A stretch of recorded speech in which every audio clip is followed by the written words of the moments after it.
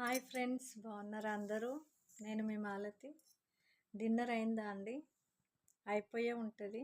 Time చాలా అయింది, 11:30 అవడానికి వస్తుంది. నా డిన్నర్ అయితే అయిపోయిందండి. నేను ఇప్పుడు కొంచెం ఫ్రీగా ఉన్నాను, అందుకని చెప్పేసి వీడియో తీస్తున్నాను. మార్నింగ్ నుంచి అసలు నాకు కుదరలేదు.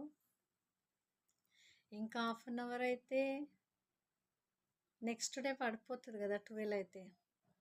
అందుకని చెప్పేసి వీడియో చేద్దామని. ఇంకా అండి, చాలామంది పడుకోరు అనుకుంటా. ఈ టైంలో ఫ్రీ ఉంటారు కాబట్టి ఈ టైంలో ఫోన్ చూస్తుంటారు. అయితే నేను ఇవాళ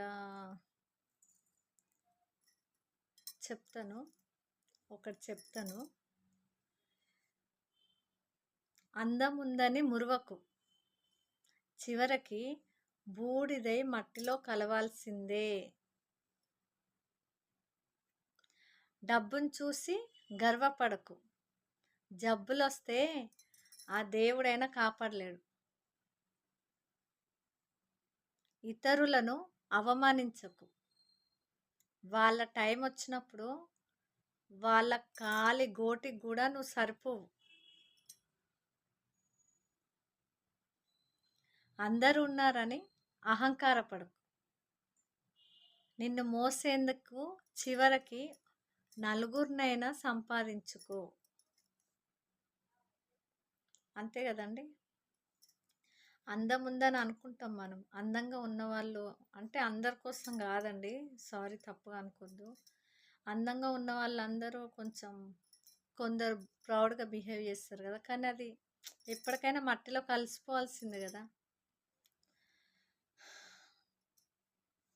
డబ్బును చూసి గర్వపడితే అది జబ్బులు వస్తే దేవుడైనా కాపాడలేడు. అంతే కదా. ఎంత డబ్బున్నా కూడా ఏం లాభం. ఇంకా ఎదుటి వారిని అవమానిస్తే వాళ్ళ టైం వచ్చినప్పుడు మనం వాళ్ళ కాళ్ళ గోటికి కూడా సరిపోమేమో. అంతే కదా. అందరున్నారని అహంకారపడి వేరే వాళ్ళని లెక్క చేయకుండా ఉండడం ఎందుకు?